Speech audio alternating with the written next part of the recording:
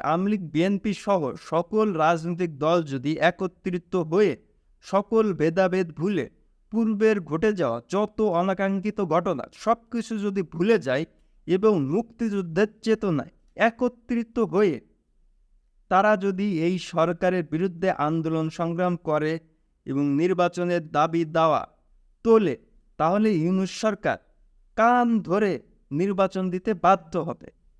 আর তখনই কিন্তু বাংলাদেশে প্রকৃত গণতন্ত্র প্রতিষ্ঠা হবে এবং বিএনপি আওয়ামী লীগের যে দীর্ঘ দিনের বিরোধ, এই বিরোধও ঘুচে যাবে অনেকাংশে। এর ফলে বাংলাদেশ ভবিষ্যতে একটা স্থিতিশীল গণতান্ত্রিক রাষ্ট্র হিসেবে প্রতিষ্ঠা পেতে পারে।